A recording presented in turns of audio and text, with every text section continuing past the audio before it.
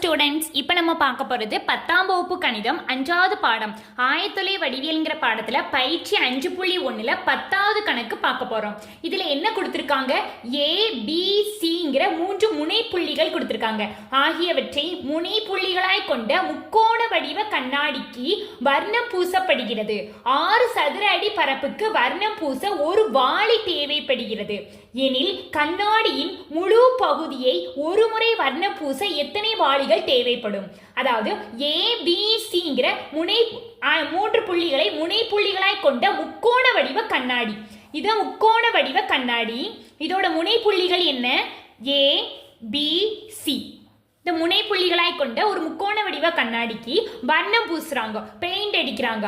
அதுல ஒரு 6 சதுர அடி பரப்புக்கு வர்ணம் பூச ஒரு வாளி தேவைப்படுகிறது. ஒரு 6 சதுர அடிக்கு மட்டும் வர்ணம் பூச எவ்வளவு தேவைப்படுது? ஒரு வாளி தேவைப்படுகிறதுனா மொத்தம் முழுவதுமா வர்ணம் பூச எத்தனை வாளிகள் தேவைன்னு கேட்கிறாங்க. முதல்ல நீ என்ன பண்ணணும்? இந்த முக்கோண வடிவ கண்ணாடியோட மொத்த பரப்பு என்னங்கிறத கண்டுபிடிச்சு வச்சுக்கிடணும். அதுக்கடுத்து அதுல ஒரு 6 சதுர அடிக்கு மட்டும் ஒரு 6 சதுர அடிக்கு மட்டும் சதுர அடி ஒரு 6 சதுர அடிக்கு மட்டும் எவ்வளவு தேவைப்படுது? ஒரு வாளி தேவைன்னு கொடுத்துருக்காங்கன்னா அப்போ மொத்த பரப்புக்கு எத்தனை வாளிங்கிறத எப்படி கண்டுபிடிக்கணும்? அந்த மொத்த பரப்பை 6ஆல வகுக்கணும். ஏன் நம்ம வகுக்கிறோம்? ஒரு சின்ன 6 சதுர அடிக்கு மட்டும் ஒரு வாளினா அப்ப இதுல இன்னொரு 6 சதுர அடினா 2 வாளி, இன்னொரு 6 சதுர அடினா 3 வாளி அப்படின்னு அர்த்தம். அதனால இந்த மொத்த பரப்பை என்ன செய்யணும்? 6 பங்கு வைக்கணும். இதுல மொத்தம் எத்தனை 6 சதுர அடி இருக்கோ அத்தனை வாளி இருக்கும். அதனாலதான் நம்ம வகுக்கிறோம். புரியுதா? பங்கு வைக்கிறதுனா என்ன? வகுக்கிறது தானே. அதனாலதான் மொத்த பரப்பை 6ஆல வகுக்கிறோம். ஓகே, முதல்ல இந்த ABCங்கிற முனைப்புள்ளிகளை கொண்ட அந்த முக்கோணத்தோட மொத்த பரப்பு என்னங்கிறத கண்டுபிடிச்சுக்கணும். கொடுக்கப்பட்ட முனைப்புள்ளிகள்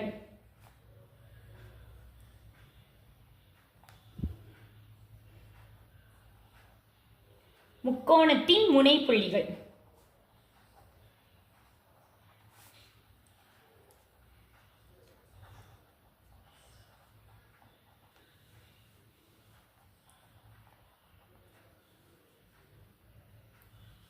ஏங்கிற புள்ளி என்ன? -5, -4. அடுத்து Bங்கிற புள்ளி 1, 6. அடுத்து Cங்கிற புள்ளி 7, -4. இப்போ முக்கோணம் ABCயின் பரப்பு ஈக்குவல் டு பரப்பு கண்டுபிடிக்க ஃபார்முலா என்ன? 1/2 modulus x1 y1 x2 y2 x3 y3 மறுபடியும் x1 y1. மேலேருந்து கீழே, கீழேருந்து மேலே என்ன செய்யணும்? பெருக்கணும். அம்புக்குறி போட்டு வச்சுக்கோ. இப்போ இந்த 3 புள்ளிகளையும் இந்த ஃபார்முலால அப்படியே பிரதியிடணும். இப்போ புள்ளிகளை குறிச்சு வச்சுக்கோ. இது x1 y1, இது x2 இது y2, இது x3 இது y3. இப்போ பிரதியிடு ஃபார்முலால 1/2 மாடுலஸ் x1 y1 என்ன? -5 -4. x2 y2 1 6. x3 y3 7 -4. அடுத்து மறுபடியும் -5 -4. மாடுலஸ் முடிச்சுக்கோ. இப்போ 1/2 பிராக்கெட் மேல இருந்து கீழே பெருக்கணும். பெருக்கி வர ஆன்சரினா கூட்டணும். 6 30 மைனஸ் இன்டு பிளஸ் -30. ஓர் நாங்க 4 பிளஸ் இன்டு மைனஸ் -4. 7 நாங்க 28 பிளஸ் இன்டு மைனஸ் -28. பிராக்கெட் முடிக்கோ. அடுத்து மைனஸ் பிராக்கெட் ஓர் 4 கீழே இருந்து மேல பெருக்கணும். ஓர் 4 4 மைனஸ் இன்டு பிளஸ் -4. 7 6 42. இங்கேயும் பிளஸ் தான். அப்போ plus 42. 5 4 20 minus into minus plus 20. இப்போ பிராக்கெட் க்ளோஸ் பண்ணு.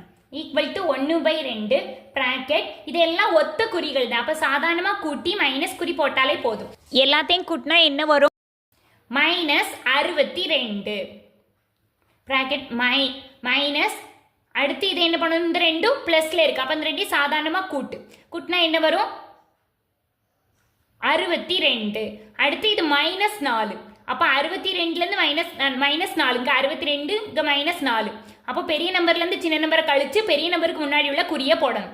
58.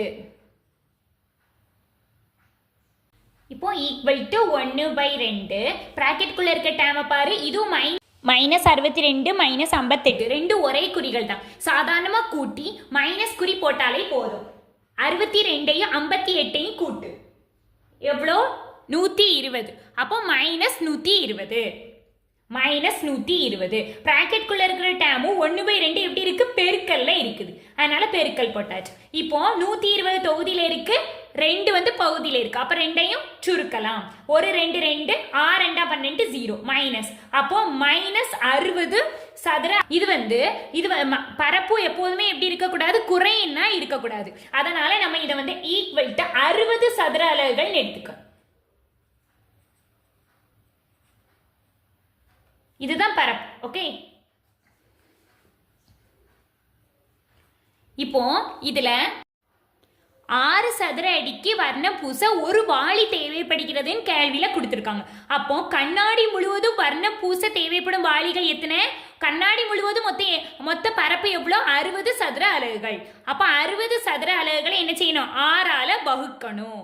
வகுத்தா எத்தனை வருது? ஒரு 6 6 10 6 60. அப்போ 10 வாளிகள் தேவை.